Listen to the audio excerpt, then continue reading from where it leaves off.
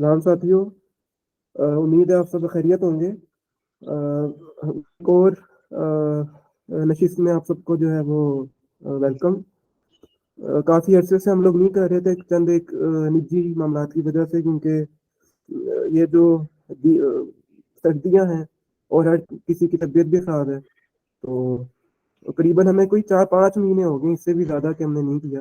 हालांकि हमने तकरीबन कोई 4-5 दिन पहले हमने एक सेशन किया था अफलातून की मुकालमे अय्यान पे, लेकिन वो हमसे ज़ाया हो गया।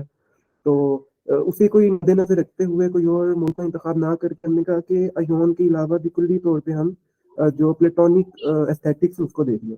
तो सेशन जो है वो हमारा तकरीबन कोई होगा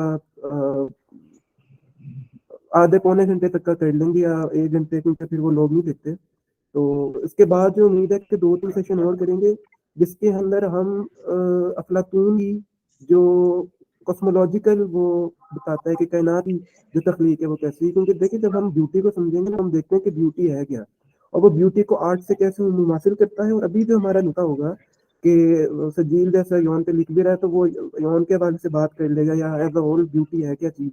और मेरा ये है कि मैं जो मुख्तलिफ मुकालमे हैं, जैसे वो लाइसिस के अंदर, गोर्जियास के अंदर, एड्रेस के अंदर, फ्लेबियस के अंदर, और ख़ास तौर पे जो हिप्पियस मेजर है उसके अंदर, वो जो 3 तारीफें उसमें करता है, और उसका जो ओपोनेंट होता है हिप्पियस, जो कि एक सोफिस्ट है, वो उसको फिर उसके मद्दे मुकाबल उसको जवाब देता है। और दोनों ही किसी नतीजे पर नहीं पहुंचते, क्योंकि वो इब्तदाई मुकालमात में से अय्यान भी उसका इब्तदाई मुकालमे और मुख्तसर तरीन मुकालमे है। तो हम अभी डेफिनेशन देखेंगे, और वो जो डेफिनेशन अपने मुकालमे में देखते हैं वो कॉन्ट्राडिक्ट भी कर रही होती हैं। कि एक जगह वो हुसन को कहता है कि मैं हिस्सियत राग से हासिल करता हूँ, दूसरी जगह वो कहता है कि जो ब्यूटी इन इट सेल्फ है वो एक फॉर्म की शक्ल में मौजूद है। और उस तक हम जैसे सिंपोजियम में वो पूरा तरीका बताता है। तो मेरा तो मानना ये है कि अगर हमने ब्यूटी को समझना है और प्लेटोनिक नोशन उसकी हासिल करनी है, तो लाजमी है कि हम उसकी जो कस्मोलॉजिकली वो जो तिमैयस के अंदर बयान करते हैं उसको देखें पहले, और उसको फिर मुंतबक करें और सारों को एज अ होल देखें। ये नहीं कि हम सिर्फ अय्यान तक महदूद रहें, या कुछ लोगों ने कहा कि वो ब्यूटी की तो कोई तारीफ ही नहीं मिलती। हालांकि ब्यूटी जो है वो प्लेटोनिक जो कॉन्सेप्ट ऑफ, मतलब कि उसका जो कॉन्सेप्ट है पूरा, कि हम कैसे उस अल्टीमेट रियलिटी तक पहुंचेंगे, तो वो ब्यूटी उसमें अहम किरदार अदा करती है। तो हम बिल्कुल स्टार्ट बहुत करें। अहम है उसमें। तो सजील हमारे साथ मौजूद है पैनल में। कैसे हैं सजील, आप ठीक है? ठीक ठाक, आप कैसे? मैं भी ठीक ठाक, बस तबीयत तो हर जगह खराब ही है। हाँ हाँ, और मैं भी थोड़ी सी बीमार था। वही ना। तो बुनियादी तौर पे अभी हम जो शुरू करेंगे ना, वो मेटाफिजिक्स से शुरू करेंगे। उसकी के बुनियादी जो फॉर्म्स का पता है सबको ही, हम उसको फिर दोहरा देंगे। तो आप बताएं कि जो प्लेटोनिक फॉर्म्स हैं या वो उसकी जो पूरा मेटाफिजिक्स है वो क्या है, इस वाले से आप देखें, बताएं। जो है अफलातून, अगर हम थोड़ा सा बैकग्राउंड देखें इसका, तो अफलातून ने दो अपने से पहले के फिलोसफी देखे थे। एक था पार्मेनिड्स और एक था हम्म। हेराक्लिटस। एक एब्सोल्यूट चेंज का हामी था और एक एब्सोल्यूट जो है मीनिंग के बीइंग का बानी हम्म। था, यानी कि जो बिकमिंग का बिल्कुल इनकारी था। अब अफलातून ने कह लें कि इन दोनों के फलसफों में मफहमत कायम करने की कोशिश की है। अब वो मफहमत उन्होंने किस तरह कायम की? उन्होंने कहा कि जाहिर है, अब ये जो सेंस परसेप्शन की दुनिया है, सेंसरी वर्ल्ड है, इधर तो हम देखते हैं कि यानी कि चेंज का इनकार करना हिमाकत है। तो जो है, क्योंकि चेंज तो होता है। तो अब अफलातून ने कहा कि चेंज यहाँ हो रहा है, लेकिन ये दुनिया असल दुनिया नहीं है। ये दुनिया दरअसल परताव है एक हायर ऑन्टोलॉजिकल हायर दुनिया का। वो ऑन्टोलॉजिकल हायर दुनिया क्या है? उसमें इस दुनिया के तमाम चीजों की जो कुल है उनका एग्जिस्टेंस है, उनका एसेंस है। मिसाल के तौर पर तमाम इंसान है इस दुनिया के, तो इंसान का जो एसेंस है वो उस दुनिया में मौजूद है, जिससे इस दुनिया के सारे इंसान पैदा हुए हैं। जहाँ खूबसूरती की बात की गई, तो खूबसूरती के लिए भी खूबसूरती का एसेंस मौजूद है, और उसी से फिर जो है तमाम खूबसूरत चीजें पैदा होती हैं। या मोहब्बत के लिए जो है भी एसेंस मौजूद है, इस तरह। यानी कि अफलातून एक आइडियलिस्ट और एसेंशियलिस्टिक डॉक्ट्राइन को सपोर्ट करते हैं। हम्म। बहुत बेहतरीन। आपने काफी अच्छे तरीके से बता दिया चीजों को। और खास तौर पे तो इसमें हमारा अहम नुक्ता होगा कि जिसके ऊपर हमने अपनी तवज्जो मरकूज करके रखनी है। देखो अच्छा ये बताओ पहले कि मैं ऐसे सवाल एक म्यूचुअल उसमें, क्योंकि हम एक रिलेशन में बंध जाए। और अच्छा मजे की बात ये है कि हम रिलेशन में क्यों बंधे हैं कि जितने भी देखो एंशियंट विजडम है, जितने भी पुराने देखो जैसे प्लेटोनिक फिलोसफी, वो भी हम कहते हैं कि वो एंशियंट विजडम है, यानी जो जदीद यूरोपीय फिलोसफा है उससे वो बिल्कुल डिफरेंट है। जैसे कॉन्सेप्ट ऑफ बीइंग है वो बिल्कुल मुख्तलिफ है। हालांकि नोशन वही है कि हेगल भी उसको कहता है कि बीइंग जो है उसकी बुनियादी तारीफ इस है कि वो बस एक कह लो के खिला है, ठीक है। लेकिन ये जो आपका अफलातून है या उसके अलावा प्लोटिनस है, प्रोक्लस है, लैम्बिगस, इसके अलावा जो कबालिस्टिक विजडम ऑफ कबाला है उसके अंदर भी वो चीज़ों को कहते हैं कि आप उसको कहते तो हैं कि वो बिल्कुल एक एब्स्ट्रैक्ट चीज़ है, लेकिन वो उसको डिफाइन करते हैं और कहते हैं कि हम उस तक एक इंटेलिजिबल है, वो एक इंटेलिजिबल चीज़ है कि हम उस तक पहुँच सकते हैं। और कंट्रेरी टू दैट जो आपके हैं ये जदीद फलसफी, वो उसको मुख्तलिफ मायनों में लेते हैं और उसको ज़मीन की तरफ लाते हैं। लेकिन अच्छा ये बताओ कि जब वो फॉर्म्स की बात करते हैं कि फॉर्म्स हैं, ये बताओ कि हम फॉर्म्स तक पहुंच सकते हैं किसी ये मेथोडोलॉजी के जरिए? हाँ, वो मेथड भी बताते हैं। वो कहते हैं हम चीजों को ऑब्जर्व करते हैं और फिर हमें देखना ये है अकल से कि इन चीजों में कॉमन क्या है, और वो इन चीजों का एसेंस है। यानी कि क्यों हमें मिसाल के तौर पर एक चांदनी रात भी खूबसूरत लगती है, एक पेंटिंग भी और एक गुलाब का फूल भी, इनमें कॉमन क्या है? इनमें जो कॉमन है वही वजह बनती है कि हम इन सबको खूबसूरती के तौर पर देखते हैं। बाकी वो एक और वजह भी बताते हैं खूबसूरती को देखने की, और वो फिर वो प्लेटोनिक वर्ल्ड में रूह होती है, और वो फिर रूह जो है देखती है सारी ब्यूटी के आइडिया को। तो जब वो ये इधर आती है तो उसकी यानी कि जो मेमोरी होती है वो कच्ची पक्की हो जाती है। तो जैसे ही वो यहाँ पे कोई खूबसूरत चीज देखती है तो उस ब्यूटी के आइडिया की याद आ जाती है। इस तरह अभी कहते हैं कि इस वजह से हमें वो चीजें खूबसूरत लगती हैं। बहुत बेहतरीन। बिल्कुल ये तुमने सही बात ये कहता है कि हम इसके जरिए पहुंच सकते हैं ताकुल के जरिए, यानी रीजन के जरिए। और विजन के जरिए अभी हम कुछ अभी तारीफों पर आते हैं कि उसने क्या क्या तारीफें की, लेकिन रीजन है, लेकिन वो कुछ हद तक सेंस परसेप्शन को भी अहमियत देते हैं अफलातून इस मामले में कम से कम। बिल्कुल ऐसे ही है, क्योंकि देखो वो पूरी हम देखते हैं अभी कि ब्यूटी गुड क्या है, गुडनेस क्या है, ब्यूटी क्या है, ब्यूटी इन इटसेल्फ क्या है, और ब्यूटी और आर्ट में क्या फर्क है, इसको देखते हैं। और अच्छा मैं एक पहली यहाँ पे एक प्री सपोजिशन कर लूँ कि अकॉर्डिंग टू जो हम पहला ना यूं करते हैं कि हम बगैर उसके जो कॉस्मोलॉजिकल सिस्टम है ना उसको समझे बगैर हम आगे चल ही नहीं सकते। तो मैं कह रहा हूँ कि हम ना उसके वो तफसीली तो नहीं जाएंगे, उसके जो मर्तबे को बनाता है यानी द गुड है, वो मैं देखता हूँ कि ना उसको हम देख लें। तो स्क्रीन शायद शेयर हो रही होगी। जी स्क्रीन शेयर हो गई है। तो ये हम डिस्कस कर रहे हैं आज, और हम इसको जैसे देखो मैं यहाँ पे एक ट्रायंगल बना रहा हूँ और इसके ये मुख्तलिफ मरातीब हैं, ठीक है, मुख्तलिफ मरतबे हैं इसके। और सबसे ऊपर वाला जो मर्तबा है उसके अंदर आता है गुड, या गुड कह लो, या इसको कह लो द वन, ठीक है, द वन, जिसको फिर आगे जाके जो है हाँ, वो न्यू नो अफलातूनी तो वन कहते हैं। हाँ, उसके बाद फिर आ जाता है आपका जो, अच्छा यहाँ पे फिर मैं बताता हूँ इंटेलिजेंस जो है, ठीक है, बस मैं इंटेल लिख रहा हूँ। और उसके अलावा जो है बीइंग है, ये भी इसी रेलम के अंदर आती है बीइंग। हम इसको पूरी इसको एक और देखते हैं कि इनका क्या आपसी रिश्ता क्या है। और उसके बाद फिर आ जाती है वाइटैलिटी। और वाइटैलिटी जो है वो बुनियादी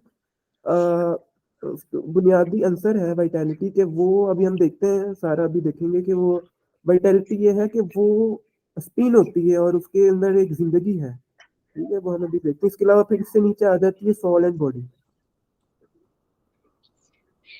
सोल एंड बॉडी। और इससे जो सबसे निचला हिस्सा है वो बॉडी का है, कि जो बगैर सोल के, जिसको हम कह देते हैं कि इनएनिमेट लाइफ है, कि स्टोन है, वेजिटेटिव लाइफ है, और इस तरह की जो जिंदगियां हैं। अच्छा, तो कहने का मकसद ये था कि अकॉर्डिंग टू प्लेटो, जैसे सजीव ने भी कहा कि हम उस अल्टीमेट रियलिटी तक पहुंच सकते हैं। और अब ब्यूटी की हम बात कर रहे हैं, और अभी हम ब्यूटी के साथ आर्ट को भी ले आएंगे, और लव तक तो हम ना जा सकें, क्योंकि जो है ना मोहब्बत क्या है या लव क्या है, सिंपोजियम के अंदर अरस्तू मुख्तलिफ मराहिल बताता है वो टोटल 10 वेज है कि हम कैसे उस स्पिरिचुअल लेवल पे पहुंच सकते हैं। और उसके अंदर वो कहता है कि उसकी उस्तानी होती है, तुमने शायद नाम ही सुना हो, डायटोमा। उसकी उस्तानी सुकरात की, और वो जो है वो कहना थी मंदिर की, अपोलो का जो मंदिर था उसकी। तो वो उसको बता रही होती है, और सुकरात उसको इमिटेट किया, नहीं सुकरात उसको दोहरा रहा होता है अफलातून की जुबान में, कि अफलातून फिर उसको हम तक पहुंचाता है कि वो 10 मदारिज हैं।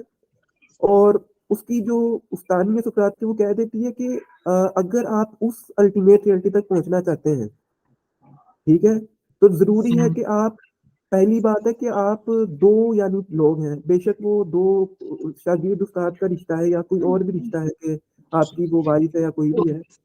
तो वो कहते हैं खास तौर पे जो टीचर एंड स्टूडेंट का रिश्ता है, कि जैसे मैं कहता हूँ कि ये एक स्टूडेंट है, ठीक है, ये टू जो मैंने लिखा ये स्टूडेंट है, और ये जो है वन ये टीचर है, और इसके पास एक खास किस्म का विजन, ठीक है, इसके पास एक खास किस्म का विजन है।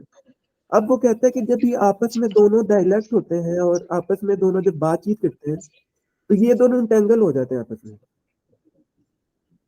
ये दोनों इंटेंगल हो जाते हैं। और इसके जरिए से वो ये लफ्ज इस्तेमाल करते हैं उसकी, सुकरात कहता है कि मेरी कहानी ने मुझे कहा है कि ये एक स्पिरिचुअल चाइल्ड को पैदा करते हैं। जरूर इन स्पिरिचुअल चाइल्ड, फिजिकल में बात नहीं कर रहा, यानी टीचर और स्टूडेंट का रिश्ता बयान कर रहा हूँ कि ये जिसके ऊपर मैंने एक पैरामिड बना दिया, इसको मैं अगर थोड़ा ना ये ठीक है, इसके पास एक खास किस्म का विजडम है, ठीक है ना, एक खास किस्म का विजडम है। तो इन दोनों का जब इल्हाक होगा, तो ये दरअसल स्पिरिचुअल चाइल्ड को पैदा कर देगा, और वही स्पिरिचुअल चाइल्ड फिर राइवल बन जाएगा। किसका राइवल बन जाएगा? हिस्सेट का। उस वक्त की जो उनकी मजहबी किताबें थी उसका, कि हिस्सेट का और होमर का, जिन्होंने उस वक्त की जो पूरी माइथोलॉजी थी उसकी तख्लीक की, ठीक है। तो ये पूरा वो सिलसिला बताता है कि स्पिरिचुअल चाइल्ड और उसके पास ये इंटेंगलमेंट जब होती है, तो इसी का एक रिश्ता मजीद एक बता देता है कि इन दोनों का जो रिश्ता है, जो ये रिश्ता उसकी जो कॉस्मोलॉजिकल रेम्स की जो तख्लीक है उसके अंदर भी अहम किरदार अदा करता है, कि एक लिमिटलेस है और एक लिमिट है। ये देखो ना, अगर मैं कहता हूँ ना कि लिमिटलेस एक चीज है, यानी एक चीज लिमिटलेस है, तो जब मैंने कहा ना कि कोई चीज लिमिटलेस है, तो मैंने असर्ट कर दिया कि ये लिमिटलेस है, तो ये बिल्कुल उसी तरह है कि ये लिमिट है। बात समझ आई कि इसको मैं मजीद थोड़ा समझ गया मैं। यानी जो यानी कि लिमिट, जी जी बोल रहे हो। हाँ, मैं समझ गया। यानी जो लिमिटलेस है वो इस चीज, यानी मैंने कहा कि ये एक लिमिटलेस चीज है कि इसकी कोई लिमिट ही नहीं है, तो मैं दरअसल असर्ट ही कर रहा हूँ कि इसकी लिमिट है, कि तो ये दोनों भी फिर इंटेंगल हो जाते हैं। जैसे इसको हम बात करें कि मैं कहता हूँ कि 1 से लेके 100 तक चीज है, ठीक है, 1 से लेके 100 तक ये कंटिन्यूस मैग्नीट्यूड चल रहा है। लेकिन ये जो होगा ना, ये आखिरी सिलसिला के 100, इसके अंदर पिछले तमाम मौजूद होंगे, ये बिल्कुल ऐसा ही है। पिछले तमाम को अपने अंदर लेके चलेगा। तो उसी तरीके से यहाँ पर बात हो रही है कि अगर मैं लिमिटलेस कहता हूँ, तो मैं कह रहा हूँ कि लिमिटलेस जो नहीं है, जो नहीं है वही लिमिट है, यानी लिमिटलेस खुद इज इक्वल टू है लिमिट के, ठीक है। तो वो कहते हैं इन दोनों का ये इस तरह की वो तनासुबात बनाता है, कहते हैं जब इनका इलाक होता है तो वो एक स्पिरिचुअल चाइल्ड को पैदा कर देते हैं जो राइवल बन जाते हैं हिस्से और होमर का। और इसको हम फिर रिलेट करेंगे जब हम आयोन की तरफ आएंगे। तो ये मैंने थोड़ी बातें की थी, बुनियादी तौर पर ये उसका पूरा कॉस्मोलॉजिकल सिस्टम है। और ब्यूटी क्या है, अब असल बात तो वो मैं दूसरी तरफ चले गए, लेकिन जो ब्यूटी क्या है, तो देखिए व्हाट इज ब्यूटी, जो मैं यहाँ पे ब्यूटी लिख रहा हूँ, वो कहता है कि ब्यूटी एक सेंस है, यानी एक्सपीरियंस है ब्यूटी एक। अब उस सही। ब्यूटी को हम एक्सपीरियंस कैसे करेंगे तो हम बाद में बताएंगे, लेकिन ब्यूटी एक एक्सपीरियंस है थ्रू विच हम अटेन करेंगे गुड को और वन को। और हमने उसको जो है वो एक्सपीरियंस करना है, और हुसन भी जात को, और हम उसके जरिए गुड को, अब इसके अंदर दो डिस्टिंक्शन को मजीद कर देता है, कि एक होता है गुड जो लिखा हुआ है, और एक है गुडनेस। एक होती है गुडनेस। वो कहता है थ्रू ब्यूटी आप इसको तो अचीव कर सकते हैं, इसको अचीव करना नामुमकिन है। द वन या अच्छा। गुड को आप अचीव कर सकें। और कहता है कि आप जब गुडनेस को भी अचीव करेंगे तो ये बहुत ज़रूरी है कि आप कोई ना कोई लैंग्वेज अटेन करें। ये ख़ास तौर पे वो फेडरस के अंदर बताता है कि कोई लैंग्वेज होनी चाहिए कि जिसके ज़रिए मैं अपनी जो स्पिरिचुअल एक्टिविटी है वो बता सकूँ। यही वजह है कि जब हमारी जो यहाँ पे ईस्टर्न जो मिस्टिकल टीचिंग्स है वहाँ पर भी जब हम पूछते हैं कि वो आप कोई बंदा आता है कहता है मुझे एक स्पिरिचुअल एहसास हुआ है, तो हम पूछते हैं कि वो स्पिरिचुअल एहसास क्या है, तो वो उसको डिफाइन नहीं कर सकता, ठीक है। और वो अगर डिफाइन करेगा भी तो वो उसको इस तरीके से डिफाइन करेगा कि वो चीज़ उसमें लिमिट हो रही होगी कि वो कहता है कि मैंने ब्यू, ब्यूटी को ही देखा है, ब्यूटी को कि ब्यूटी क्या है। अब वो ब्यूटी क्या है, यानी वो ब्यूटी इन इटसेल्फ है, वो ब्यूटी को वो किसी और चीज के साथ करेगा, यानी वो कहता है कि मैंने खैर को देखा, गुड को देखा है। तो गुड क्या चीज है, गुड इन इटसेल्फ तो कुछ भी नहीं है, आप गुडनेस को देखेंगे क्योंकि गुड और गुडनेस में फर्क है। पता है कैसे है फर्क ये गुड और गुडनेस में? अगर तुम इसमें बताओ कि गुड और गुडनेस में क्या फर्क है। गुड एक एडजेक्टिव है, जबकि जब हम गुडनेस बोलते हैं तो वो एक यूनिवर्सल हो जाता है। एडजेक्टिव किसी पर्टिकुलर चीज का होता है, गुडनेस जो है वो यूनिवर्सल हो जाती है। अच्छा देखो, हाँ बिल्कुल तुमने सही बात की है कि गुड जो है ना वो नहीं, तुमने कहा कि गुड जो है वो किसी फिजिकल थिंग के साथ अटैच है बिल्कुल। और और गुडनेस जो गुडनेस है गुडनेस जो है वो यूनिवर्सल होती है। देखो हाँ बिल्कुल ये सही, तुम्हारी बात बिल्कुल ठीक है, लेकिन जो गुड है ना, गुड यानी हम कहते हैं वो इन इट सेल्फ गुड है, अच्छा। जिस मायनों में प्लेटो इसको लेते हैं। यानी वो इन मायनों में है कि गुड इन इट सेल्फ के वो प्योर है बिल्कुल। और गुडनेस क्या है कि जब हम गुडनेस जहां पर भी नेस आ जाएगा ना उसकी क्वालिटी हो जाएगी, यानी गुड की प्रॉपर्टी है गुडनेस। सही। या जो मतलब कि हम किसी भी चीज को पार्टिसिपेट कर देंगे कि वो गुडनेस है, यानी उसकी क्वालिटी, गुड की क्वालिटी है गुडनेस। या जैसे वाटर की एक प्रॉपर्टी है कि वो गीला करती है, तो या उससे हम पावर जनरेट कर सकते हैं, उसकी प्रॉपर्टी है। तो उसी तरीके से वो कहता है कि आप गुडनेस तक तो जा सकते हैं, गुड को अचीव करना इन सेंस मुश्किल, जिस नामुमकिन है। तरह इसको अरस्तू रहते हैं वो कुछ और तरह से, जिस तरह वो कहते हैं जब गुडनेस है वो यूनिवर्सल है, हम्म और जब जो गुड है वो पार्टिकुलर है, क्योंकि गुड किसी चीज का, कोई सी चीज का एडजेक्टिव होता है, यानी किसी चीज का प्रेडिकेट हम हम्म लगाते हैं कि गुड है ये।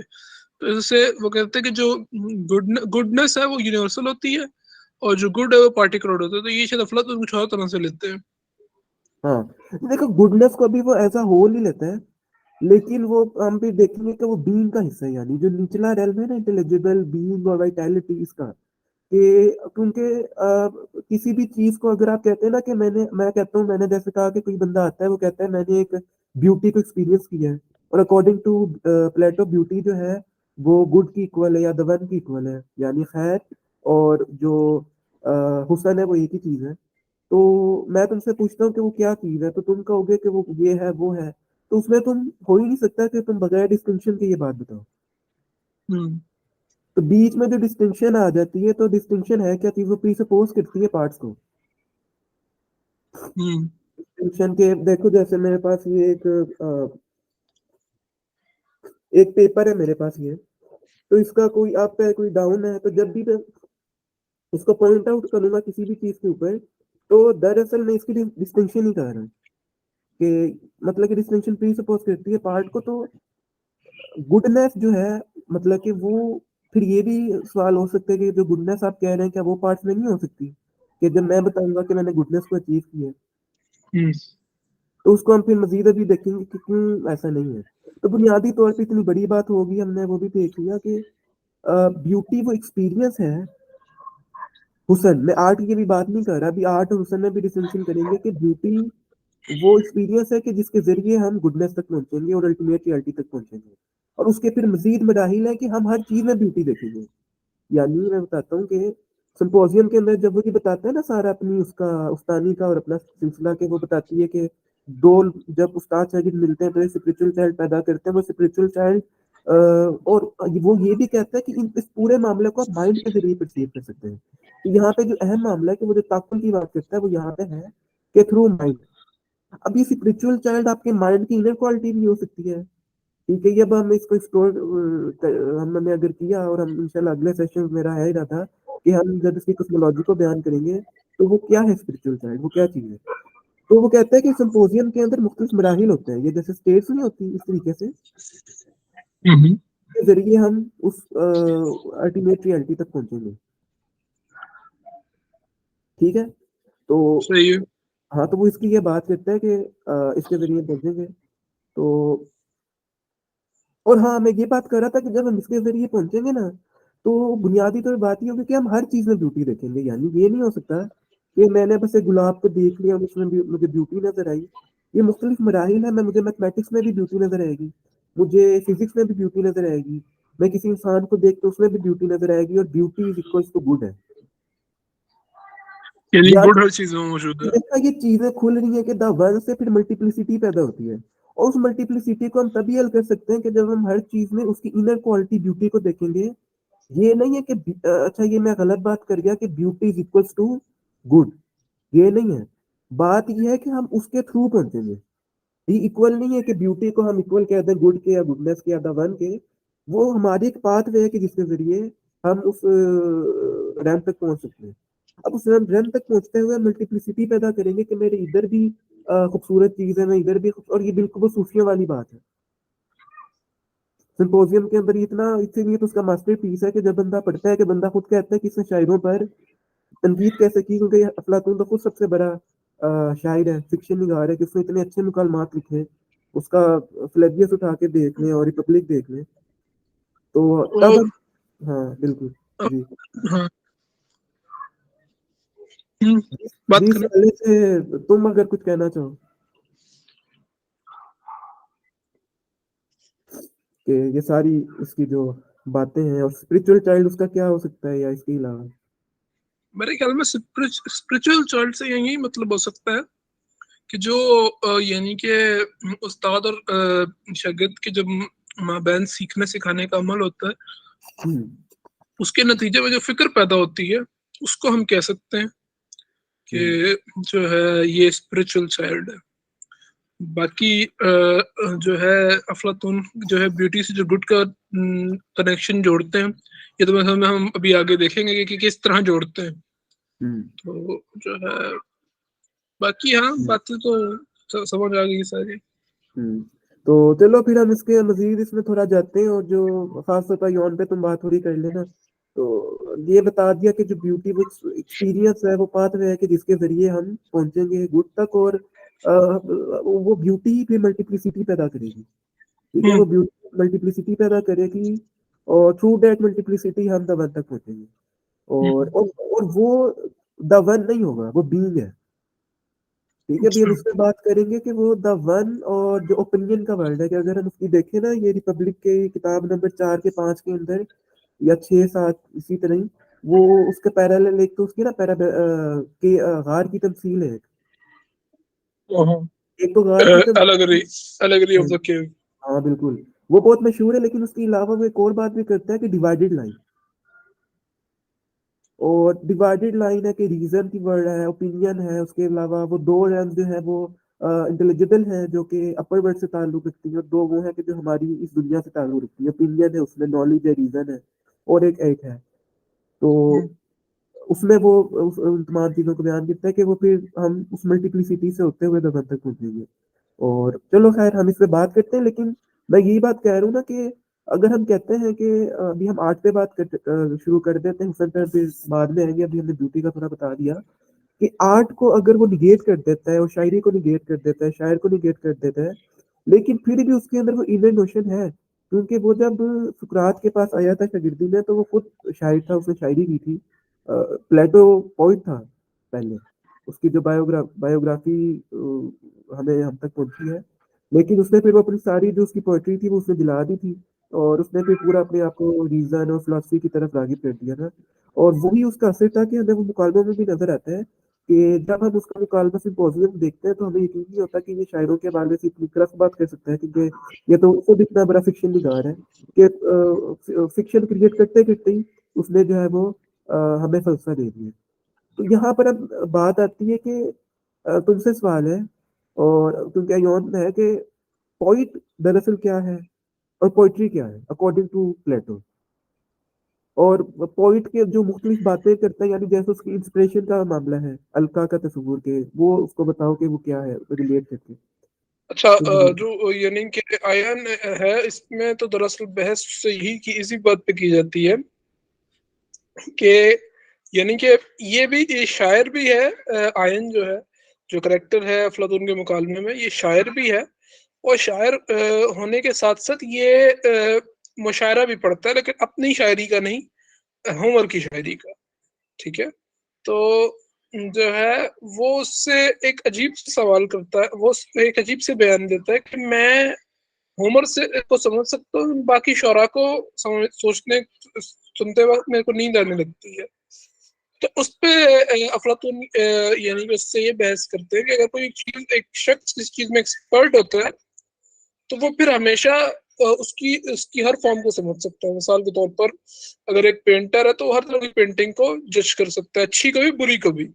तो कहते हैं, अगर तुम कहते हो कि होमर जो है वो सबसे बेहतर शायर है, तो तुम बेहतर की पहचान रखते हो, तो फिर तुम्हें बुरे की पहचान होनी चाहिए। अगर तुम्हें बुरे की पहचान नहीं, तो तुम्हें बेहतर की पहचान भी नहीं हो सकती। तो वो तो फिर यानी कि आपकी सेंस में बात होगी। तो फिर उससे वो काफी बहस करते हैं। फिर जो मेन जो इसका थीम है, वो इंस्पिरेशन की बहस है, यानी कि इंस्पायर कहाँ से होता है आयन। तो अफलातून फिर से कहते हैं, अगर तुम यानी कि सिर्फ उसे उसे नहीं समझ सकते, यानी कि शायरी को नहीं हर तरह की समझ सकते, अगर सिर्फ हुमर को समझते हो, तो वो कहते हैं कि फिर तुम जो है इंस्पायर्ड हो, यानी कि तुम्हारे ऊपर वजदान आता है, ना कि ये कि तुम्हारी अंदर कोई टैलेंट मौजूद है। यानी कि वो कहते हैं, अगर तुम रूल्स ऑफ आर्ट से यानी कि वाकफियत की वजह से पढ़ते इसको, मतलब शायरी पढ़ा करते, तो फिर ये होता कि तुम जो है हर तरह की शायरी पढ़ सकते, हर तरह की शायरी समझ सकते। तो वो कहते हैं कि तुम पर वजदान आता है। उसके अलावा और भी काफी दलीलें देते हैं। वो कहते हैं, मिसाल के तौर पर जब तुम जंग का मैदान का सोचते हो, तो क्या तुम्हारे जहन तुम्हारे ऊपर खौफ तारी नहीं हो जाता? क्या जब तुम किसी के गम की बात करते हो, तो क्या तुम इतने सारे लोग जो तुम्हें दाद दे रहे हो, तो उनके सामने रो नहीं पड़ते? तो कहते हैं कि इसका मतलब है कि तुम्हारी जो स्टेट ऑफ माइंड है, उसके ऊपर एक यानी कि वो आया होता है, इंस्पिरेशन आई होती है उस वक्त उन वाकयात की। तो वो कहते हैं कि इस तरह से जो है तुम जो है इंस्पायर्ड होते हो, ना कि टैलेंट। तो इस वजह से जब तुम्हारी रूह को ये महसूस होता है, तो फिर तुम इस वजह से उसको इतने अच्छे से पढ़ सकते हो। तो ये जो है अफलातून उसको, जो मेनली जो उसको बात कहते हैं सुकरात के जरिए, वो ये होती है।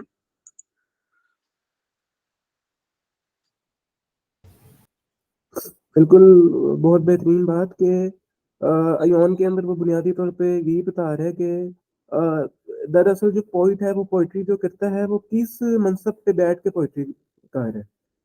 कि वो कुछ, जैसे तुमने भी कहा कि वो कुछ ऐसी बातें भी करता है कि जो वो खुद भी ज़ात नहीं कर रहा, लेकिन वो उसको और अच्छा उसके अंदर वो एक असूल भी बता देता है अफलातून, कि वही शख्स, तुमने कहा ना कि वो अय्योन जो है, वो कहते हैं कि मैं सिर्फ होमर की ही शायरी के हवाले से अच्छा बुरा, उसका अच्छे होने का भी बुरा होने का भी, और उससे जो इंजॉयमेंट हासिल करनी है, और जो उसकी मैं फिर वो बोलता हूँ स्पीच उसके हवाले से करता हूँ, उसमें मुझे मजा सिर्फ उससे नहीं आता है, बाकियों में नहीं आता। तो सुकरात फिर उससे पहले जो है ना, वो उससे ये बात खुद ही करवा देता है कि जो शख्स कहता है ना कि मैं पोइट्री पे, या सिर्फ पोइट्री पे, या पोइट्री देखो एज अ होल एक सब्जेक्ट है ना, जैसे एक मैथमेटिक्स है, तो वो एज अ होल तमाम चीज़ों को अपने अंदर लेता है।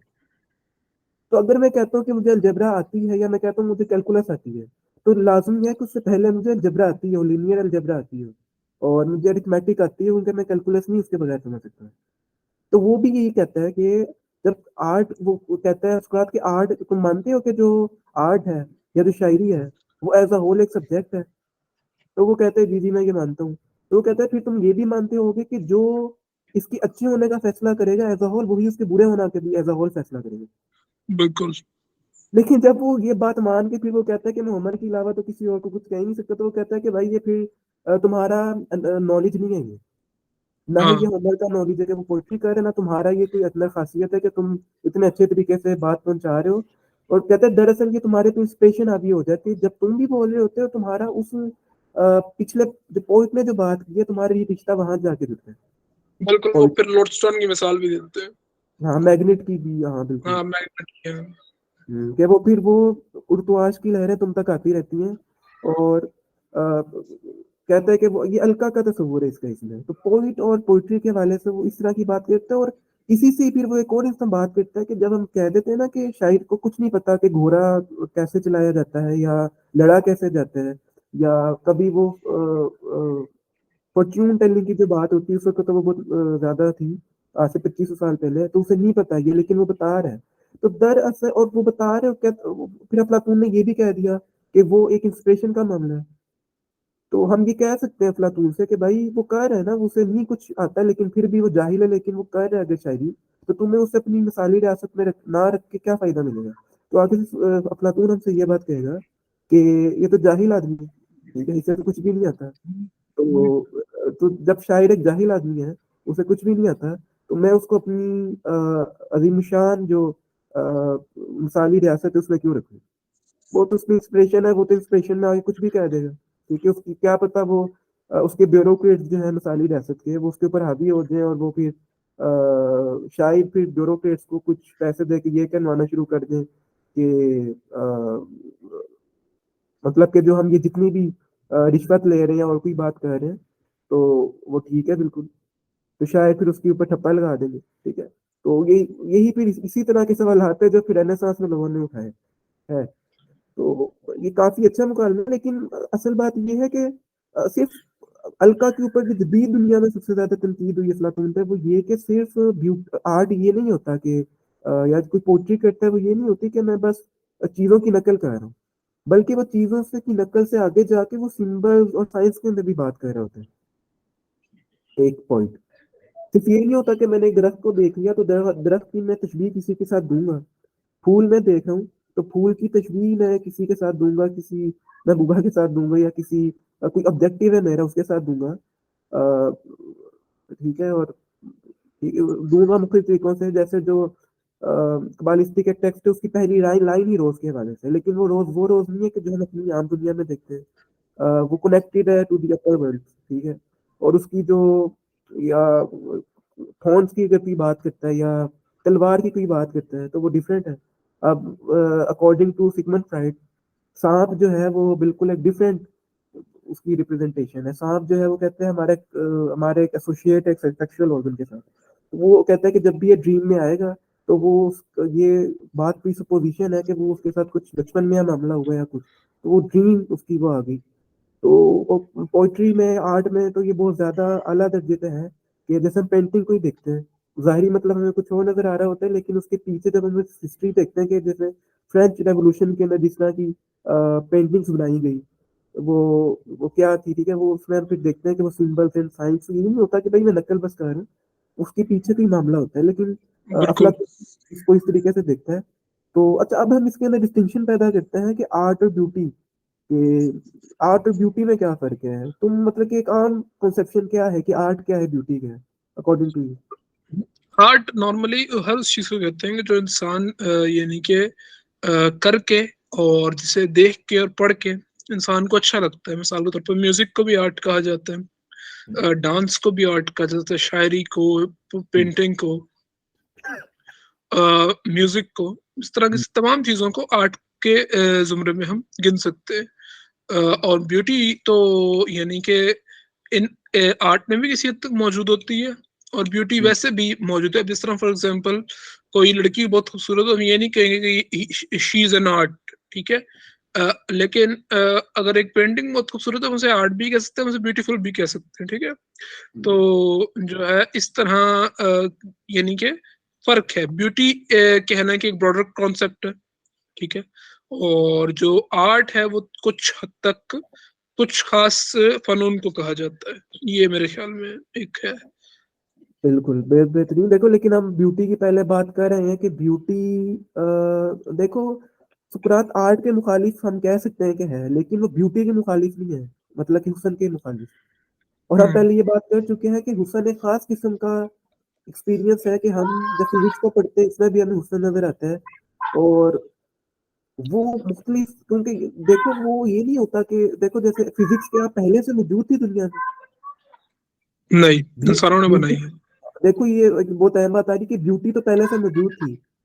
अब फिजिक्स भी खुद तख्लीक ब्यूटी की वजह से हुआ है। और देखो ये एक बहुत अहम बात आ गई कि ब्यूटी जो हम देखते हैं वो रिफ्लेक्ट करती है अपनी तरफ। देखो हम हम्म, यहाँ पे ब्यूटी थी, एक इंसान आया, ब्यूटी थी हर तरफ, कुछ भी नहीं है। कोई भी हमने दरख्त दरख्त लगे हुए हैं, कोई हमने रोड्स नहीं बनाई, ना बिल्डिंग्स है कंक्रीट की, ना कंक्रीट की रोड्स है। हमने ब्यूटी देखी, हमने अपने नेचर के अंदर ब्यूटी देखी। थ्रू ब्यूटी हमने फिजिक्स फिजिक्स को इजाद किया है। अब फिजिक्स उसी ब्यूटी की तरफ रिफ्लेक्ट करके हमें आंसर दे रही है। लेकिन जरूरी है कि एक सब्जेक्ट उन आंसर्स के अंदर भी ब्यूटी को तलाश करे। मेरी बात समझ आई? रिफ्लेक्शन की, समझ गया। कि यानी हमें कि भी हमने जी। यानी कि हमने चीजों की परसेप्शन हासिल की है, उससे जो हमें एक, यानी कि जो सेंस परसेप्शन मिलती है उसको देख के हमने फिजिक्स को इजाद की है। और फिजिक्स हमें अब मजीद जहतें खोल के दे रही है हकीकत की, तो उसमें भी खूबसूरती हमें देखने को मिलती है जिससे नई चीज इजाद होगी। हम्म और यही वजह है कि चलो ये तो फिर डिस्टिंक्शन होगी ना कि साइंस में और फिलोसफी में। लेकिन फिर वो कहता है कि इसीलिए वो कहता है कि जरूरी है कि जो स्पिरिचुअलिटी स्पिरिचुअल डैम के अंदर जो गए हैं और उसकी एक्सपीरियंस किया है थ्रू ब्यूटी, वो उसकी कोई जुबान तख्लीक करें, क्योंकि उसी लैंग्वेज के जरिए हम मजीद चीजों की तरफ अपने आप को रिफ्लेक्ट कर सकते हैं। हम्म, हम्म, क्योंकि देखो जितनी भी पुरानी लैंग्वेजेस है ना, जैसे इब्रानी जुबान है, हिब्री होगी, या इसके अलावा यार एक बहुत बड़ा इल्लुमिनिस्ट है मुस्लिम, मंसूर के नाम से, हिलाज बिन मंसूर। अ, मंसूर। हाँ, हिलाज बिन मंसूर। वो नहीं, मैंने नहीं वो सुना। भी, हाँ, वो भी इल्यूमिनिस्ट फिलोसफी से ताल्लुक रखता है, जो कि सोरबर्दी की थी। और उसको फिर वो कुछ उसके साथ प्रोपेगेंडा हुआ, उसको फिर वो फांसी दे दी गई। उसकी आ, किताब है आ, तवासीन। जानता याद हूँ, है? जानता हूँ, जानता हूँ। सूफी था वो, सूफी भी था। हाँ, सूफी था। और वो किताब तवासीन उसने लिखी थी। और तवासीन का मतलब ये है कि जो हम कुछ सूरतें उसके आगे कुछ ऐसे वर्ड होते हैं कि तीन, सौद, इस तरह के कुरान पाक में। हम्म, तो वो उसके ऊपर उसने तवासीन लिखी कि उसने कहा, उसके अंदर उसने मुख्तलिफ डायग्राम्स बनाई कि उस कहता है कि पूरा जो कुरान पाक या उसके जो खास वर्ड्स उसके अंदर कोई स्पिरिचुअल मीनिंग है। क्योंकि अरेबिक जुबान है या हिब्रू है या अरेबिक है, ये तमाम जुबानें जो है ना, ये बहुत एंशियंट विजडम है। कि आप अगर इसका मुकाबला इंग्लिश से करवाएंगे ना, तो वो इंग्लिश छोटा सा बच्चा लगेगी, या उर्दू से करवाएंगे छोटा सा बच्चा लगेगी। तो जितनी भी यानी खास तौर पे जो आसमानी किताबें नाजिल हुई, और वो पहली किताबें थी, क्योंकि हम जितनी भी चीजों को देखते हैं, हम अगर साइंस को स्टडी कर रहे हैं, फिलोसफी को, तो हम थ्रू उस रिलीजन के स्टडी करेंगे, क्योंकि वो रिलीजन भी एक इंसानों से निकली है। उसी के ही वो मकुलात है या उसी की कैटेगरीज है जो कि आगे तक आई है। कि जैसे अडोर्नो है, उसने कहा कि वो मसीही इलाहियात आ गई है, फलसफे को उसने बिल्कुल रैशनलाइज कर दिया। और या हेगल ने भी जो है वो उसकी फिलोसफी बिल्कुल एक सेकुलर फिलोसफी है, लेकिन वो खुद एक बहुत बड़ा मसीहत परस्त था। और जितने भी जर्मन आइडियलिस्ट थे उन्होंने उसे कोई रैशनलाइज किया। तो कहने का मतलब ये है कि खासतौर पर अगर तुम हिब्रू को देखो, तो मुख्तलिफ उसमें वर्ड्स हैं कि वो जिसको अपनी जो उनकी सूफी ट्रेडिशन है कबाला से उसके साथ उसको जोड़ते हैं। और उसके अंदर जो करेक्शन ऑफ लाइट है, क्ली उनका एक तस्वुर है, डिजायर है।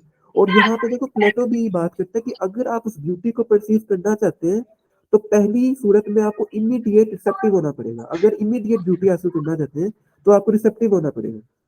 यानी आपको डिजायर क्रिएट करनी पड़ेगी और रिसीव, यानी रिसीव करना पड़ेगा चीज को। कि अगर मैं किसी दरख्त को देख रहा हूँ, तो मुझे उसको पहले समझना है, रिसीव करना है। या किसी स्पिरिचुअल सिग्नल को भी मुझे अगर देखना है, तो उसको मुझे रिसीव करना है इन अ रिसेप्टिव वे, कि बिल्कुल इमीडिएट रिसेप्शन। हम्म। और तो ये वो उसके, मैंने कहा ना, सेंस परसेप्शन भी जरूरी है किसी हद तक। हाँ बिल्कुल।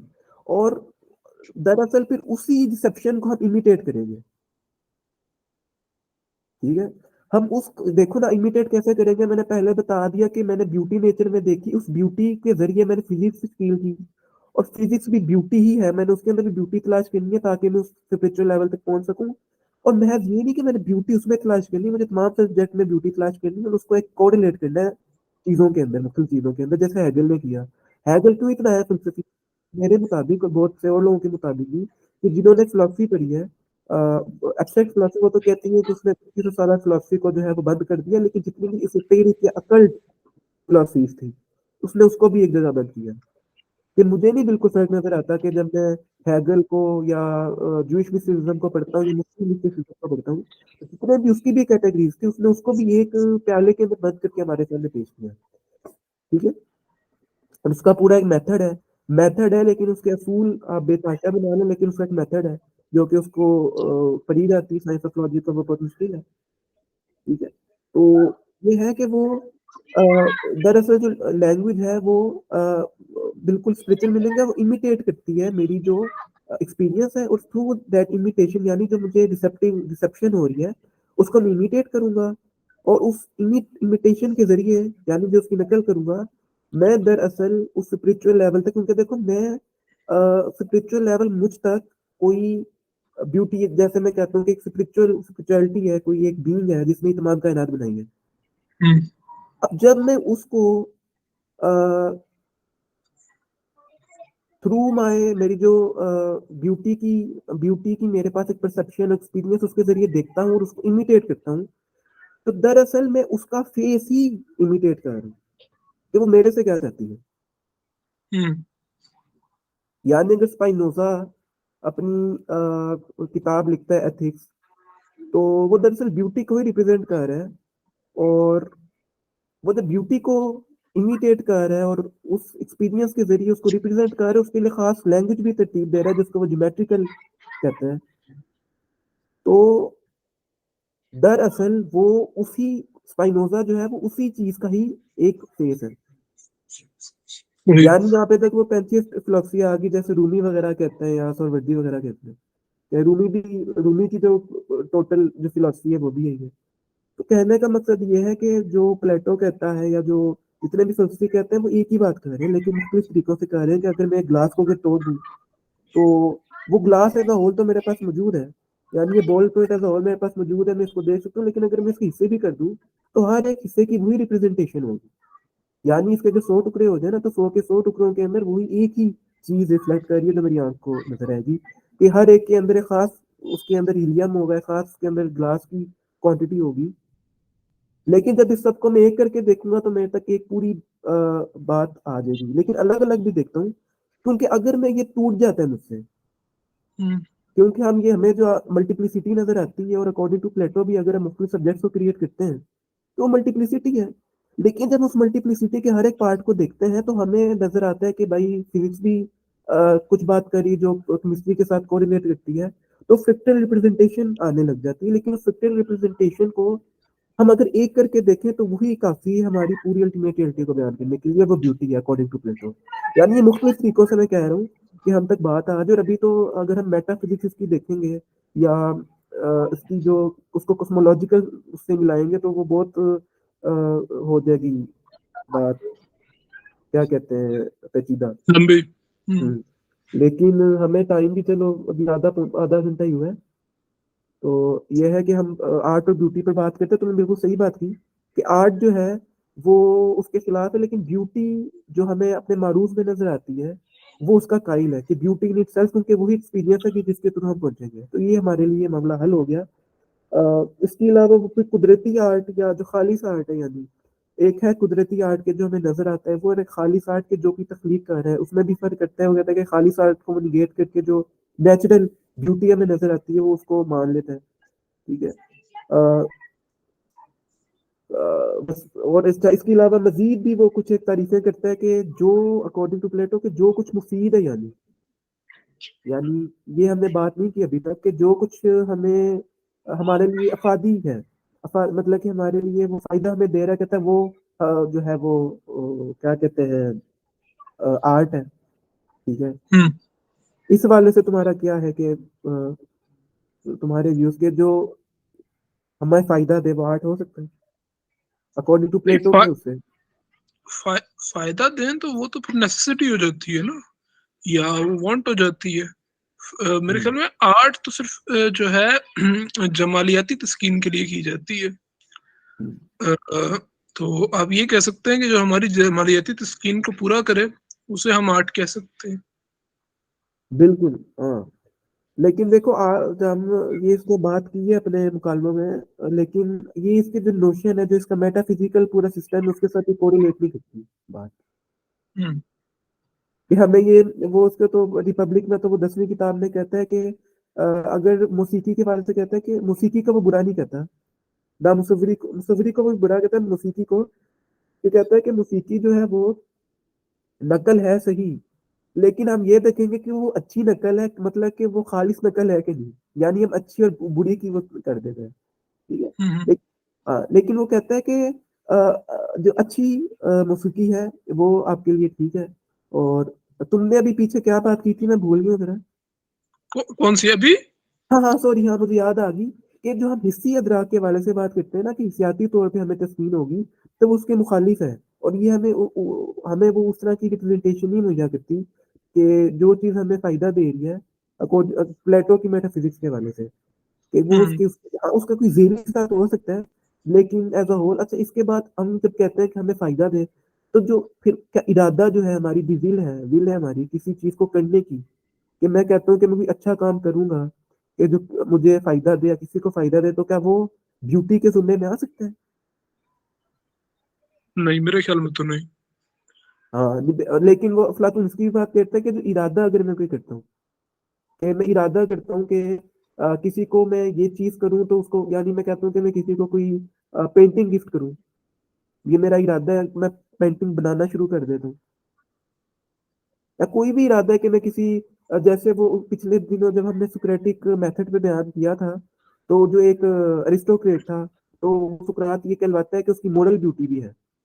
तो मोरल ब्यूटी हाँ, आपके इरादे से, तो मोरल ब्यूटी सीधा आपके इरादे से नहीं आती। समझ गया। यहाँ ब्यूटी उस तरह इस्तेमाल हो रही है जिस तरह ये लोग कहते हैं कि ब्यूटी फ्रॉम हम्म, इनसाइड हाँ वाली हर बिल्कुल तरह। हाँ। तो ये ब्यूटी देखो, इरादा किसी को अफादियत में पहुंचा रहा हूँ, तो वो भी ब्यूटी है। हम्म ठीक है। लेकिन वो ठीक है, लेकिन इसमें फिर बात आ जाती है एक और, कि ब्यूटी को जब आपने एक फॉर्म कह दिया, तो वो मुख्तलिफ हिस्सों में बटी हुई आएगी ना, तो वो हमने मदारिज पहले, इसीलिए मैंने पहले बता दिया कि वो मदारिज है स्टेट्स की तरह। पहली बात ये है। दूसरी बात ये है कि वो मल्टीप्लिसिटी है, और उस मल्टीप्लिसिटी के अंदर ब्यूटी को रिफ्लेक्ट कर करके हम फिर एक आला दर्जे तक पहुंचेंगे। क्योंकि मैं मजे की बात बताऊं, जो कॉस्मोलॉजी की जो तकलीफ हुई है ना अकॉर्डिंग टू प्लेटो, जो तिमाइस में वो बताता है, कि बस हम्म उसके बाद हम फिर इसको खत्म करते हैं। मैं शुक्र है मेरे जहन में बात आ गई कि मैंने ये बात कर दी थी कि जो डिस्टिंक्शन है ना, डिस्टिंक्शन वो प्री सपोज करती है पार्ट को। ये सही बात है। डिस्टिंक्शंस प्रीसपोज, हाँ बिल्कुल। डायरेक्ट पार्ट को। डिस्टिंक्शन पार्ट नहीं होगी। लेकिन हम कहते हैं कि ये बीइंग है, जिसको वो बीइंग कहता है कि वो खालिस दुनिया है, लेकिन बीइंग द वन से अलग है मेरे मुताबिक, जितना मैंने देखा है कि वो द वन की बात नहीं कर रहा, वो अगर बीइंग की बात कर रहा है, तो जो बीइंग मैं इसको कहता हूँ कि बी है, ये बी, तो बीइंग है ये। अब जो है ना आपका हैगल, उसका मामला डिफरेंट है। हैगल के मुताबिक जो है वो जब अपनी तरफ देखती है, तो वो अपने अंदर ही फिर रिफ्लेक्ट करती है। यानी जब वो हर जो उसका ट्राइड है वो अपने अंदर देखता है, यानी हर ट्राइड हैगल का जो है वो स्टेबल पोजीशन से शुरू होता है। एक स्टेबल पोजीशन है, लेकिन वो स्टेबल पोजीशन अपने अंदर ही नकाज करती है। जब वो अपने अंदर ही नकाज करती है, तो यानी पहले आता है बीइंग इन इटसेल्फ। ठीक है। यानी पहला मामला being in itself. Being in itself जब वो अपने अंदर देखती है, उसके अंदर फिर तीन मोमेंट्स हैं। वो लोगों ने उन्हें कह दिया कि वो थीसिस एंटी थीसिस के साथ मुंसलिक कर दिया, लेकिन दरअसल बीइंग के अंदर अलग से थ्री मूवमेंट्स हैं। उसी तरह बीइंग इन इटसेल्फ के अंदर अलग से थ्री मूवमेंट्स है, कि बीइंग इन इटसेल्फ क्या है, एक एब्स्ट्रैक्ट चीज है। कि मैं कहता हूँ बीइंग जो कि इसके मुकाबिल है, कि वो बीइंग जो है अकॉर्डिंग टू, मैं अभी हैदर की बात कर रहा हूँ, कि जो बीइंग है उसकी बुनियादी खसूसियत है, यानी वो एब्स्ट्रैक्ट चीज है, वो बिल्कुल एक स्ट्रेट लाइन की तरह है। लेकिन वो नॉन बीइंग है दरअसल, कि उसके अंदर कोई खसूसियत ही नहीं है, तो फिर नॉन बीइंग का इस्तेखराज हो गया। वो नॉन बीइंग फिर अपने से अदर में जाती है। वो उसकी, मतलब कि देखो पहले बीइंग इन इटसेल्फ है, जो कि बीइंग है, जो मैंने गोल दायरा बनाया।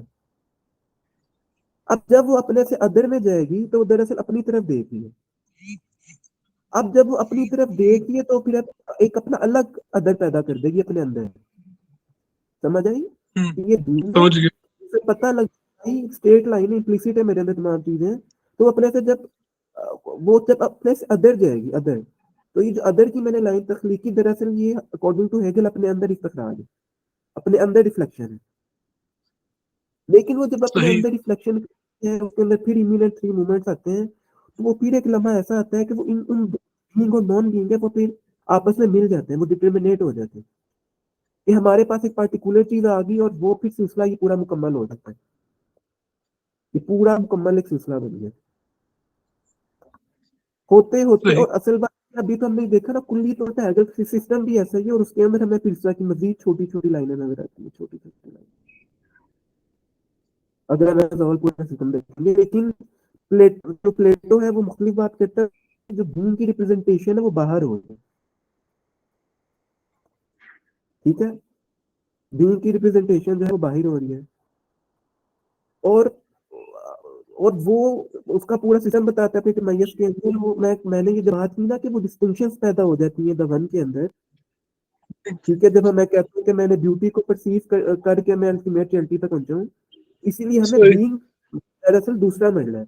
तो अकॉर्डिंग टू जो आपका प्लेटो है, वो कहता है कि जो बीइंग एक गोल दायरा है जिसका मुनैद कहने हैं, अकॉर्डिंग टू लेबिस भी ये बात करता है, कहता है वो रोटेट हो रहा है अपनी तरफ, यानी वो ये नहीं कि घूम रहा है, अगर घूमेगा तो फिर भी वो जब घूमेगा यूं करके पूरा यूं यूं, तो हम फिर भी कह सकते हैं कि ये किसका हिस्सा है, ये हिस्सा है, ये हिस्सा है, ये हिस्सा है, ये हिस्सा है। तो हमने डिस्टिंक्शन पैदा कर दी कि अगर वो मतलब कि यूं यूं करके अपनी तरफ आ रहे हैं, यूं नहीं होता। वो कहते हैं कि अपनी तरफ रोटेट कर रहे हैं, यानी ये जो बीइंग है वो अपनी तरफ रोटेशन है उसकी, वो रोटेट कर रहा है।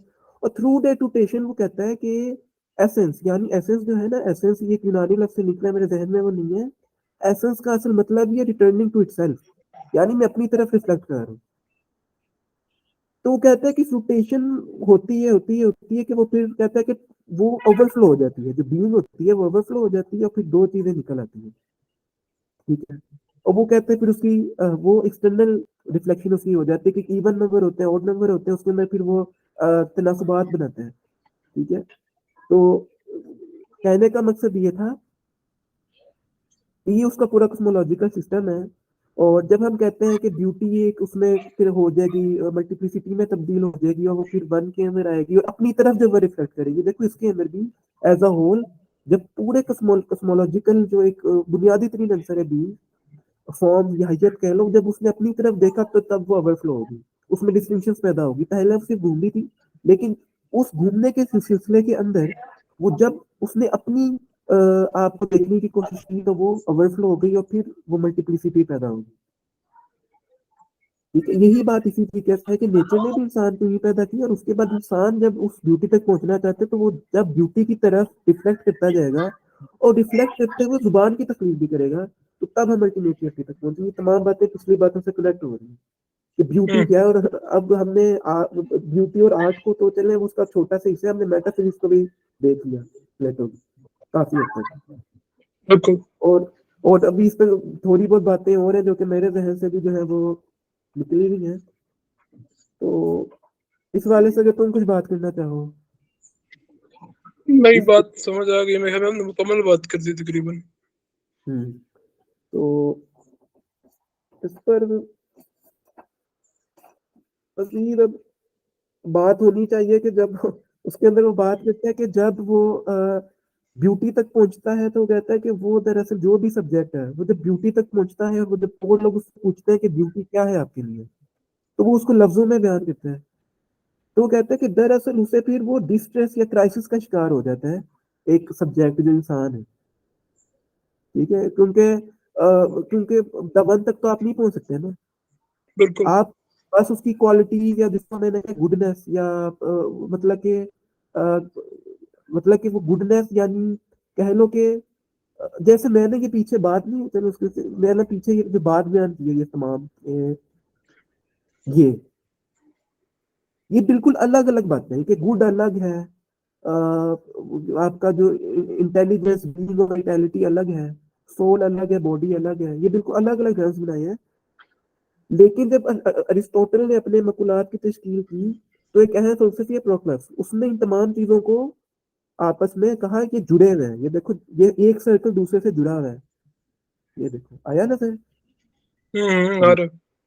ये इसके अंदर जो मैं इसके अंदर कर दूं, ये छोटे छोटे जो हिस्से हैं ना, ये पार्टिसिपेशन कर रहे हैं एक दूसरे के अंदर। ठीक है, प्लोटिनस से द वन ही का है।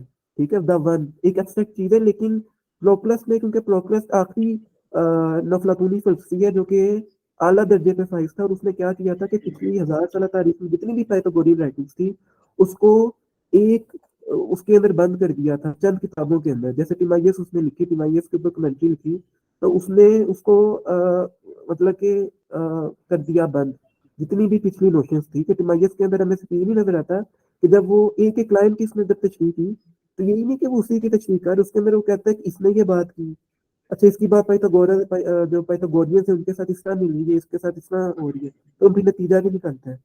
तो वो ये इस्तेलाह उसकी है, वननेस की। वो कहते हैं ये वननेस है, क्या कहता है कि जो हमारी इंटेलिजेंस, या जो, इसीलिए मैंने ये नतीजा फिर निकाला, कल मैंने एक पोस्ट भी की थी कि बीइंग की बात हो रही है कि द वननेस, कि वन इन इटसेल्फ जो है वो कुछ नहीं है। यानी वन इन इटसेल्फ जो है वो बिल्कुल एब्स्ट्रैक्ट है, मैं उसको जुबान में नहीं बयान कर सकता, लेकिन वननेस को मैं बयान कर सकता हूँ कि वो मेरे वननेस मेरे से मुंसलिक है, वो पार्टिसिपेशन में मेरे साथ मुंसलिक है। तो भाई आज है बहुत ज्यादा ही बातें होगी, तो इस पर फिर ये इसकी पूरी मामला है। उसके फिर वो जो पूरी स्टेट्स बताते हैं वो 10 की तादाद है, और कुछ जो मैंने देखी ट्रांसलेशन उसके अंदर वो एक एक पैराग्राफ में वो बता देते हैं कि पहला पैराग्राफ ये है, तो वो हम पढ़ लेते हैं, उसकी फिर स्पीच है। और और मैंने जो बात की कि वो फिर डिस्टर्स का शिकार हो जाता है एक सब्जेक्ट, वो बहुत मशहूर, अगर कोई पढ़ना चाहे दोस्त, तो वो है फेड्रिक्स के अंदर है, बहुत मशहूर आयरनी है, क्योंकि उसमें सुकरात के मध्य मुकाबिल होता है। तो सुकरात जब उससे पूछते हैं कि भाई तुमने स्पिरिचुअलिटी की हासिल तो कर ली, कि स्पिरिचुअल को बताओ तो क्या है, तो वो कहता है कि स्पिरिचुअल तो वो चीज है कि जो पॉजिटिव हो। वो कहता है पॉजिटिव क्या होता है, कहता है कि चलो मैं कह देता हूँ ब्यूटी है, ठीक है। तो सुकरात कहता है, तो आगे से उसका जो मध्य मुकाबिल होता है वो कहता है ठीक है मैं भी ब्यूटी मान लेता हूँ कि ब्यूटी है। तो सुकरात फिर कहता है तुम ब्यूटी को डिफाइन तो करोगे क्या है। तो जब डिफाइन करता है तो वो तो तमाम वो बातें होती हैं कि गुलाब खूबसूरत है, एक लड़की खूबसूरत है, मैं खूबसूरत हूँ, मुझे आसपास जो नेचर नजर आ रही है वो खूबसूरत है। सुकरात कहते हैं भाईजान आपने स्पिरिचुअलिटी अगर हासिल की है तो तुम मुझे ब्यूटी इन इट सेल्फ बताओ, ब्यूटीनेस का ना बताओ, या तुम अगर खैर की बात करें तो मुझे गुड इन इट सेल्फ का बताओ, गुडनेस का ना बताओ। तो वो फिर एक पैराबल तश्कील हो जाती है, उसकी मजीद फिर बात करता है, और वो आयरनी है उस मुकालमे के अंदर। फिर सुकरात उसको फिर बताते हैं, मजीद आगे करते हैं उस पूरे नुक्ते को। तो प्रोक्लस का बहुत अहम किरदार है, और मेरा मानना यह है कि अगर हम एंशिएंट विजडम को स्टडी करना चाहते हैं, खासतौर पे प्लेटो को, तो प्लेटो को हमें ये नहीं कि हम तमाम मुकालमों को अलग अलग करें, हमें एक साथ जोड़ के पढ़ना चाहिए। और जहां भी हमें कोई मामला लगे कि हमें नहीं समझ आ रही, तो प्लोटिनस से रजू करें। ये प्लोटिनस ने पूरा प्रोसेस तरतीब दिया है इमिनेशंस का। प्लेटो नहीं कर सका, प्लेटो ने स्ट्रक्चर बता दिया कि भाई ये गुडनेस है, ये है, अलग अलग है, लेकिन प्रोक्लस ने फिर प्लोटिनस से भी आगे जाके वननेस का बता दिया कि वननेस एक अलग चीज है, वन इन इटसेल्फ अलग चीज है, एलिमेंट्स ऑफ थ्योलॉजी के अंदर, जिसके वो ज्योमेट्रिकली बताता है। तो बहुत खूबसूरत चीजें हैं। और इस वाले से अगर तुम अगर कुछ बताओ मजीद, किस मुतालिक? इसी इससे मुतल्लिक ये जो प्लेटो है, और अरिस्टोटल के वाले से भी कुछ लोग कहते हैं कि वो भी दरअसल प्लेटोनिस्ट ही था। और अरिस्टोटल प्लेटोनिस्ट तो एक हद तक आप कह सकते हैं उनको, लेकिन उनका ये कुछ इस तरह का मसला है कि वो बेसिक अजम्पशन पे प्लेटोनिस्ट से डिसएग्री करते हैं, यानी कि एसेंस बाय देमसेल्व्स एग्जिस्ट नहीं कर सकते उनके मुताबिक। तो यही वो उनकी बुनियाद थी कि जो यानी कि उनको रियलिज्म की तरफ ले गई, जबकि प्लेटोनिस्ट जो होते हैं वो ज्यादातर आइडियलिज्म के हामी होते हैं। तो जो है अरस्तु तो रियलिज्म को मानते हैं। तो हाँ, बिल्कुल। लेकिन कुछ हद तक उनकी यानी कि उनकी जो सिमिलैरिटी है वो ये है कि दोनों ही फॉर्म को सबसे ऊंचा दर्जा देते हैं, यूनिवर्सैलिटी को सबसे ऊंचा दर्जा देते हैं। लेकिन डिसएग्री वो यहाँ करते हैं कि वो जो फॉर्म है वो बाय इटसेल्फ एग्जिस्ट कर सकती है। अरस्तु कहते हैं नहीं, ऐसा नहीं हो सकता। और हाँ ये अफलातून के अफलातूनी जितने होते हैं वो कहते हैं नहीं, ऐसा भी हो सकता है। तो ये है। बाकी बिल्कुल ऐसा ही है। बाकी अफलातून के जो यानी कि मौद तबियत है वो उनके अपने दौर के हिसाब से वो थी, यानी कि उनके अपने जो हिस्ट्री थी उसका नतीजा थी। और फिर अफलातून के रिएक्शन में जो रस्तू ने बातें की वो भी उस हिस्ट्री का भी और अफलातून के मतलब मुकाबिल भी एक नतीजा थी। तो इस तरह मेरे ख्याल में एरिस्टोटेलिज्म जो है वो फिर अलग चला जाता है।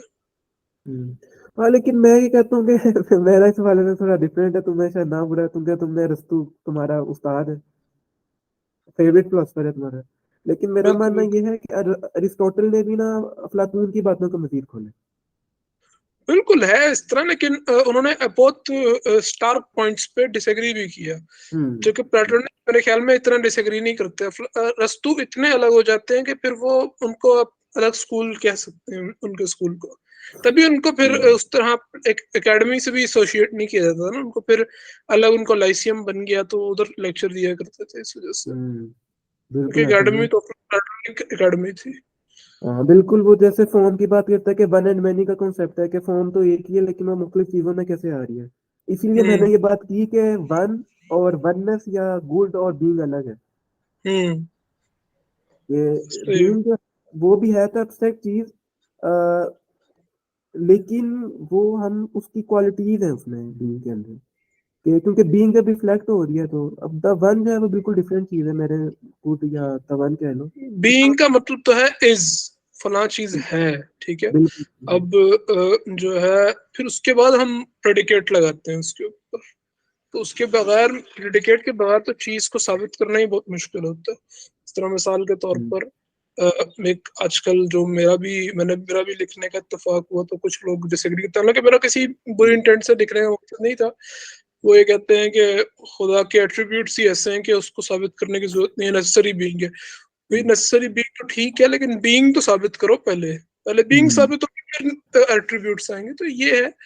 तो पहले बिल्कुल। जो है यानी कि पहले बीइंग होती है, फिर उसके एट्रीब्यूट्स आते हैं। तो जो हेगल भी बात करते हैं वाकई में दुरुस्त है कि अगर हम यानी कि बीइंग को यानी कि प्रेडिकेट नहीं लगाते तो फिर नॉट भी हो सकती है, यानी कि स्कॉलर्ड भी हो सकती है, नॉन बीइंग जिसे कहते हैं गालबन वो, तो वो भी हो सकती है यानी कि बगैर उसके। तो बिल्कुल ऐसे ही। प्लेटो भी शायद ऐसी ही कुछ बात करते हैं। बिल्कुल ऐसा ही है। और अभी तो चलो मैं मुझे ऐसा लग रहा है कि हमने बीच बीच में सी बातें की हैं।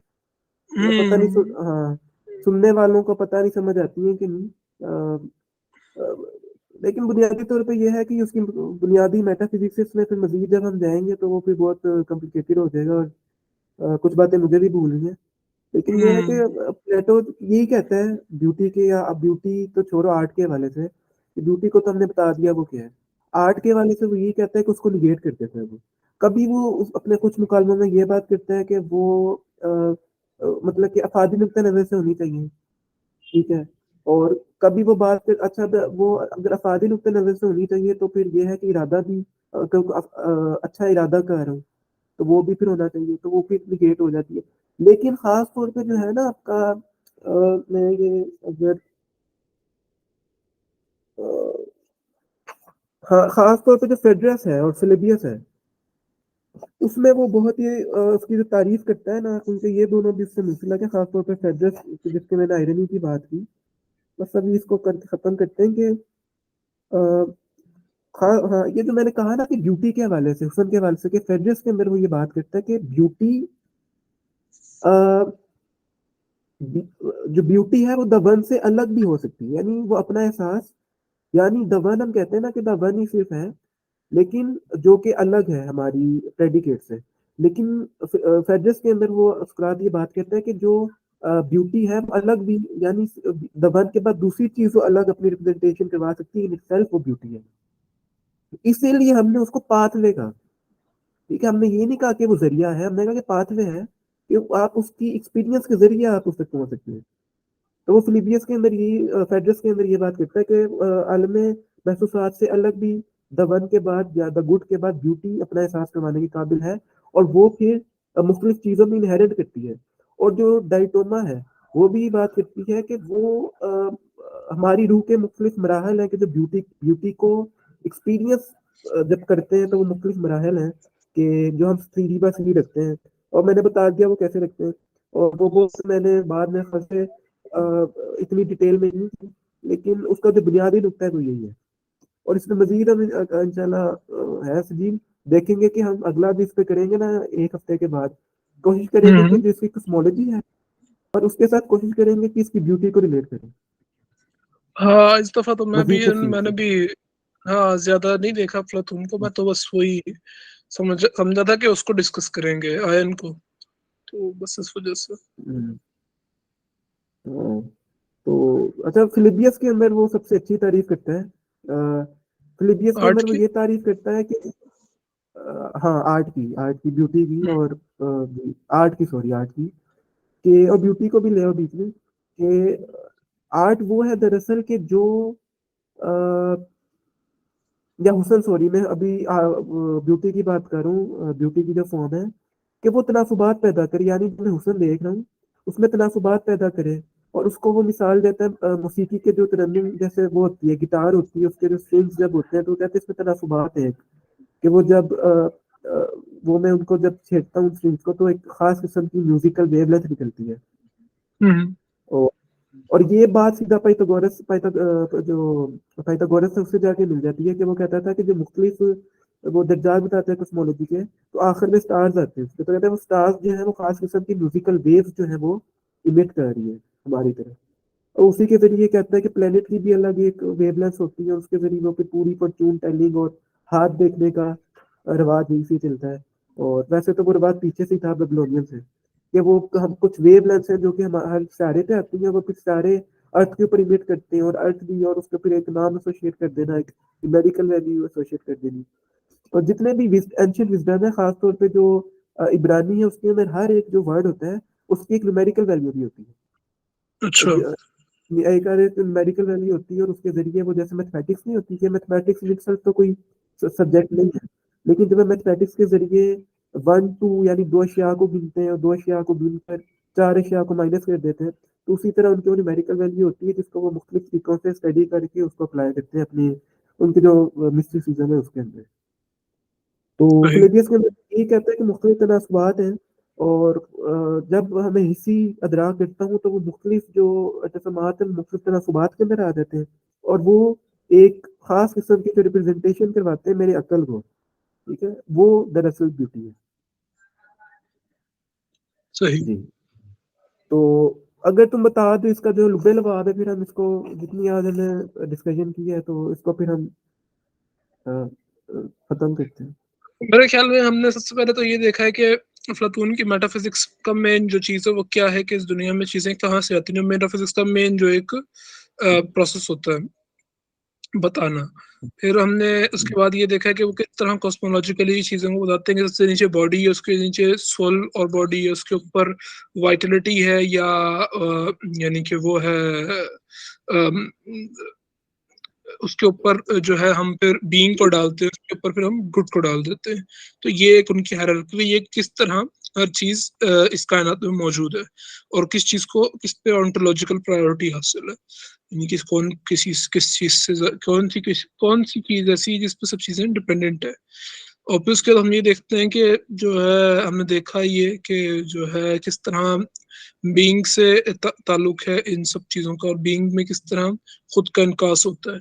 फिर उसके बाद हम्म, हमने जो है ब्यूटी की डेफिनेशन जो कि प्रोक्लस की जानिब से, प्रोटोनस की जानिब से और प्लोबियस की जानिब से की जाती है वो देखी। हम्म, और जो है उसके बाद हमने कुछ देर आयन पे भी बात की कि आयन का क्या यानी कि थीम है।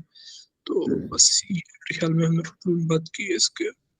तो बता ये, इसमें इस सेशन में जो हमने बात की है वो ब्यूटी पे ही बात की है, और जो उसकी मेटाफिजिक्स है उस पे, और हाँ, और आर्ट पे ब्यूटी जो का क्या मकाम है अफलातून के उसमें, सिस्टम में। अय्योन पे भी बात कर ली, पोइट्री कर ली, तो अब आगे जो हम सेशन करेंगे उसको हम कोशिश करेंगे कि उसको मजीद डेप्थ डेप्थ में जाके देखा जाए। बुनियादी तौर पर हम्म। जब मैंने फिलिबियस की बात की या वो अफादी नुक्ते नजर से जो तारीफ करता है वो हमारी अभी बुनियाद है, और ये भी बुनियाद है। इसको फिर हम अगर फ्यूचर सेशंस में हम देख लेंगे, इसको अगर मजीद हमने तफसीली देखना हुआ तो वो हम तब उसको देख लेंगे। और ख़ास तौर पे अभी हमने लव को नहीं छेड़ा, कि लव क्या है और लव है क्या, हालांकि मैंने वो रिश्ता उस्ताद और शागिर्द का बता दिया। वो भी लव के जो मोहब्बत है उसके जरिए होता है, और उसके जरिए वो स्पिरिचुअल चाइल्ड पैदा होता है। लेकिन अभी हमने ये नहीं बयान किया कि वो स्पिरिचुअल चाइल्ड है क्या जो उसको करेगा, हिस्ट्रोड और होमर को उसको टक्कर देगा, और क्या होगा। तो खैर चले फिर, अच्छी है आज की डिस्कशन, ठीक है सजीव, फिर हम्म। मुलाकात होती है। अल्लाह हाफिज। अल्लाह हाफिज।